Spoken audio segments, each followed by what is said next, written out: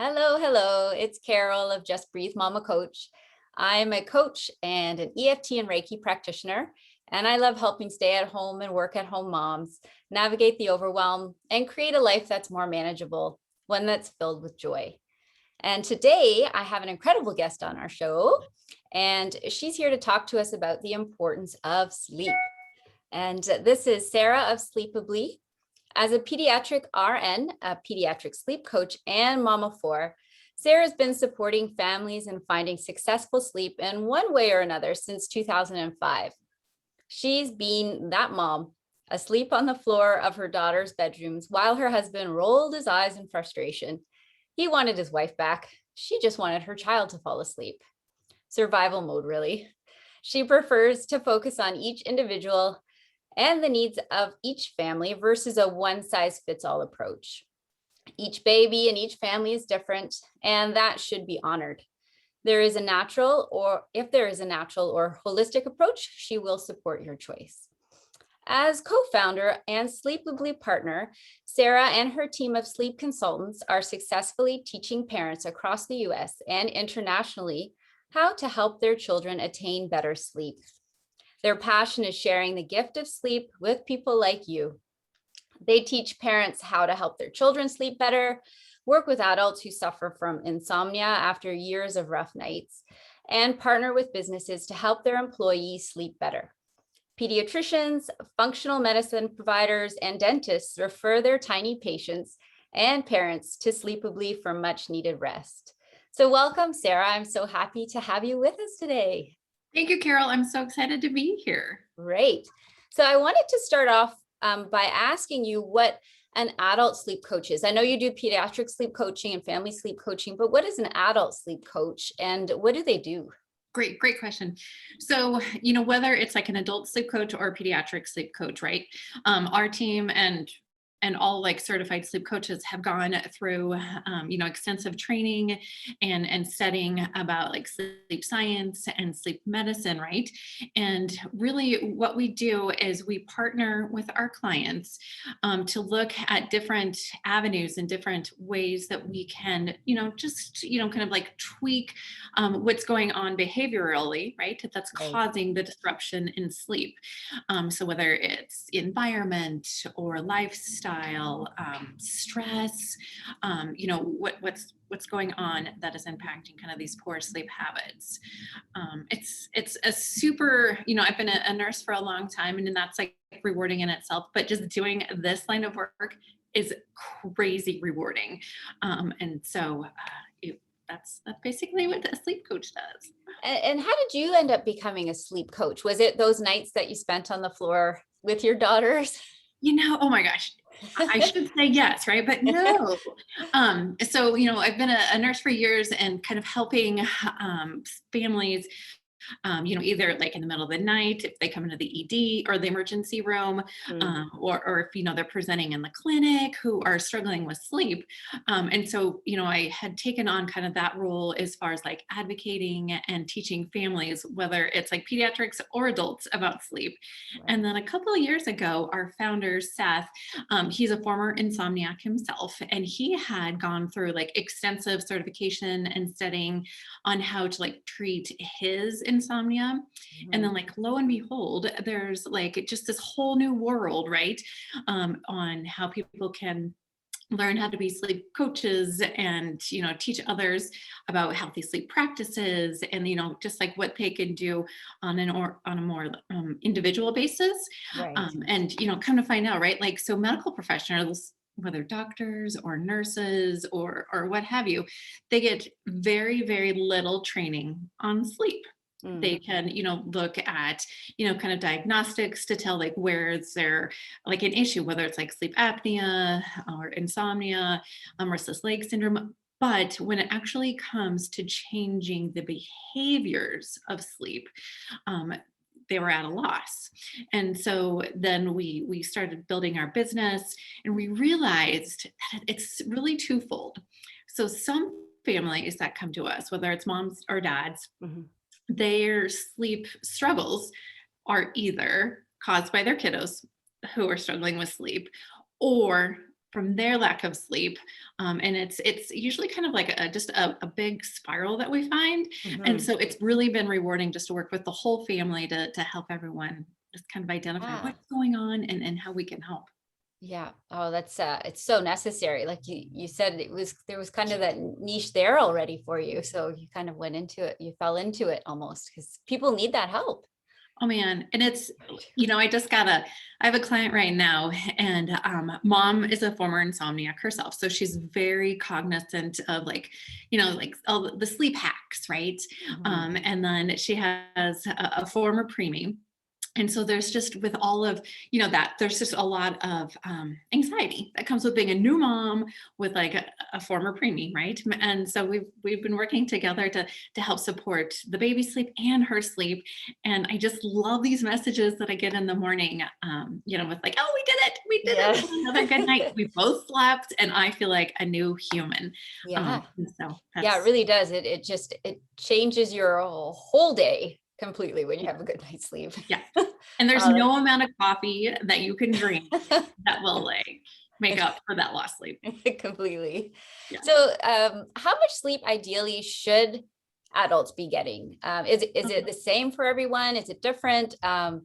Do those people who only get 6 hours, are they really thriving on those 6 hours? Great question, right?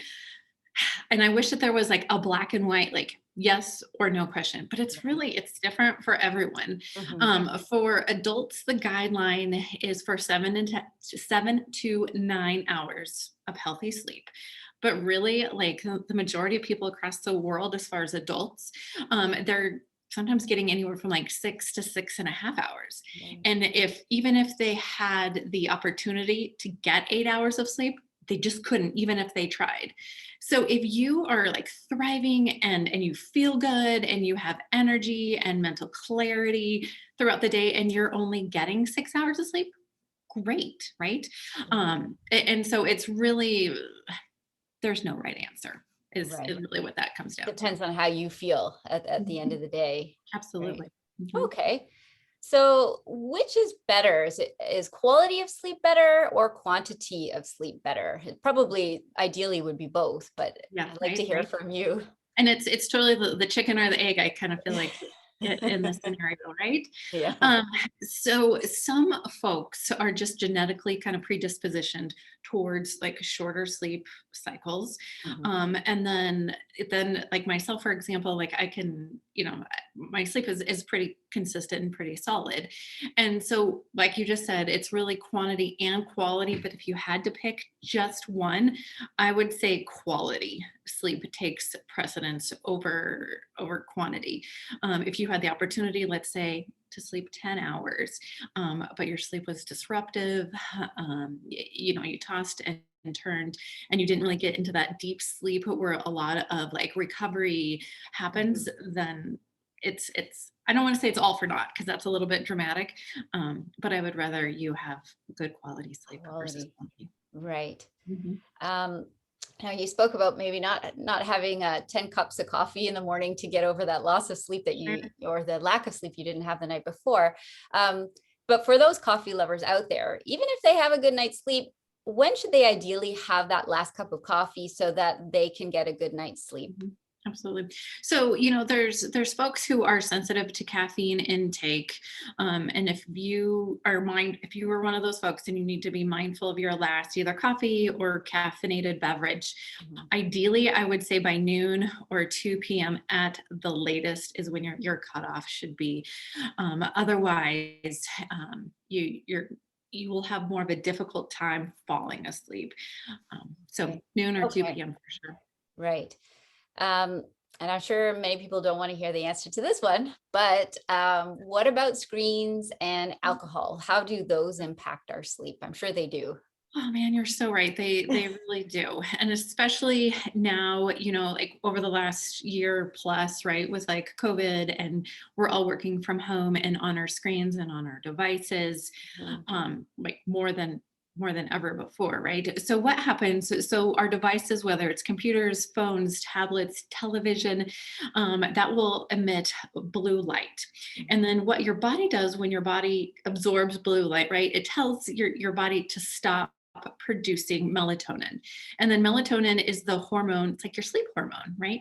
And so then we want that sleep hormone to start kind of gearing up right into the evening hours, right? So like if you're aiming for like a 9 p.m. or a 10 p.m. bedtime, I would say if you can, right, to stop all devices, including phones, Instagram, social media, checking your email, like to mark that to-do list off one more time, 1 to 2 hours prior to going to sleep. You know, I know it's easier said than done. You know, we challenge our adult and like our school age clients really to stop all electronics after like 7 p.m. Even like leave your phone or your device outside of your bedroom, right? And that's right. It kind of makes you sweaty a little bit. You're like, but I can't. I need it. Yeah. I redo it, right? Yeah. But absolutely, you know, like at least 2 hours prior to bed. If you are, let's say, gonna like watch a movie as a family, right? Because that's a super important and just an awesome experience for everybody, right? That's kind of snuggle time on the couch. Yeah. And if you are at least 6 feet away from like the TV or your screen, then that can also be helpful as far as helping to decrease kind of the effects from blue light. Okay. So alcohol. So here's like the tricky part, right? So alcohol is a depressant, right? And so then some folks will find that if they have like a drink or 2 or 3 before bed, they are able to fall asleep quickly, right? It's a sedative, but then their sleep quality throughout the night is disrupted, right? They're tossing, they're turning, they're having these really wakeful periods. So if your goal is to have like a good night's sleep, like you want that high quality sleep, then I would either go alcohol free for that night or limit it to 1 glass of beverage. Yeah, that makes sense though. It does make sense. So why is it important for us to prioritize our sleep? What are the benefits that we would receive from getting a really good night's sleep? Sure, right. So when we sleep, like our whole body, that's the opportunity for our body to like recover and repair and refresh, right? So, you know, science and studies and research show that when we sleep, our brain helps to kind of build new pathways and neurons, right? And so that's going to help increase our cognitive function throughout the day. It helps with like mood support, creativity, and just like overall like kind of mental clarity, right? And so there's that. Also, sleep helps to support, you know, like our cardiovascular system. Folks who suffer from chronic sleep deprivation will have a higher risk for like diabetes, stroke, heart attack, high blood pressure, kidney disease. And so there's just so many benefits to really prioritizing sleep. I think a lot of us know it's super important, right? To like drink water, to eat right, help, you know, like get sunlight, exercise. And then it's so easy for us to like put off or to like extend our wake window, if you will. Like I've just got this one last task. I'll just go to bed a little bit later tonight so I can finish this task. But like what that opens us up to is just a whole can of worms. There's, you know, also been like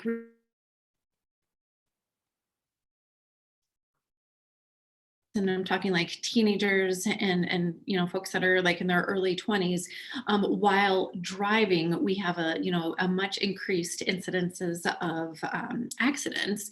And so that's just like a whole other, like we could probably do a whole other interview on that. But there's just so much data that supports that like healthy sleep habits are just super important. Yeah, should almost be number 1 on the list. I didn't realize that there were a possibility of getting so many other diseases actually because of lack of sleep. I didn't realize that. Yeah. Wow. And then also get this. So there have also been like recent studies that have shown that folks who get a good night of sleep before receiving a vaccine, the most recent was looking at the flu vaccine, but they're linking it to really the majority of vaccines, including the COVID vaccine. Those folks will have a better immune response to the vaccination versus the folks who get poor sleep the night before receiving their vaccine. Um, Right. and so just kind of another thing to think about. Yeah, that makes sense to me, because if I don't get a good night's sleep, it's not normally one. If it's like 2 nights in a row, I find I start getting a little bit run down, and I get a good night's sleep that night to make sure I do, just so I don't get ill or Mhm. something like that. But it does, I think it does lower your immune system's ability to fight stuff. Absolutely. Right. And then Mhm, that's when like you've got like the cold symptoms. And right now, what we're seeing is because we've all been in lockdown over mhm, the last year. So none of us were exposed to like one another, mhm. any of the other like viruses and germs that are out there. And so now that like our worlds are opening up a little bit more, then folks are getting sick again. And Mhm. so again, really drives home the importance of why sleep is just so important. Right. Now, obviously you're a mom. Moms are generally busy people. Stay at home moms, work at home moms, work out of the house moms, and they are stressed and they sometimes have trouble falling asleep. So do you have any tips or advice for mamas to help them get a good night's sleep? Yes, absolutely. So I think the biggest thing, right, is and as a mom myself, I know that this is also hard to say, to do, and to say and practice, Mhm. but like prioritize your time.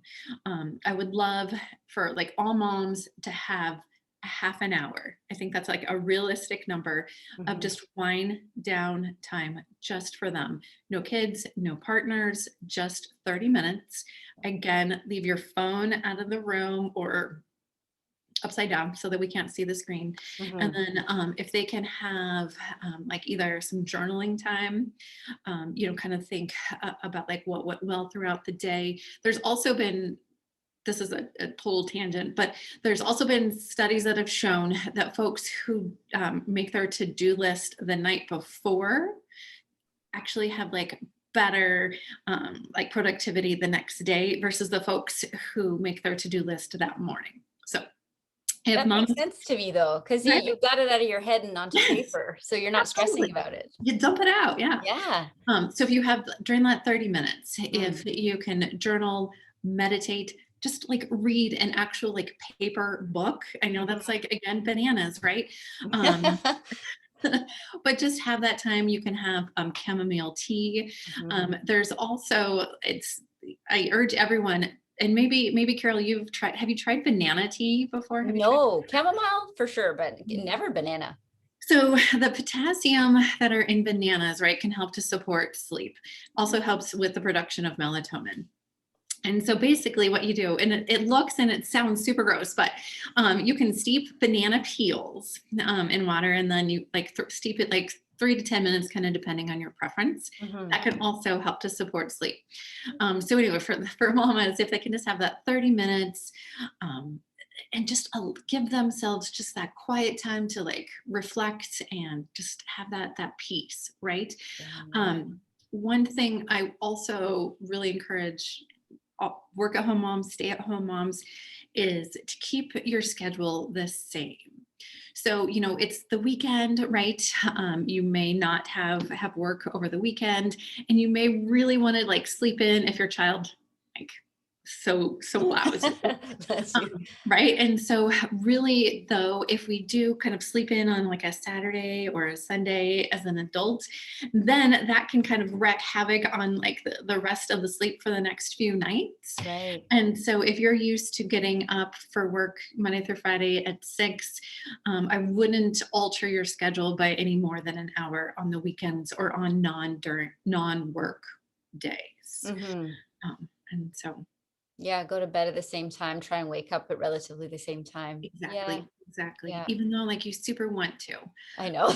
And I know. But you know what? Even if I think your body, once you're in a schedule, it naturally does want to wake up at that time anyways, doesn't it? yes, right? And it just feels Yeah. good because like Yeah. that's what your body is now like, we're all creatures of habit. Right. And so like your body feels strong and kind of you're in that rhythm. Yeah.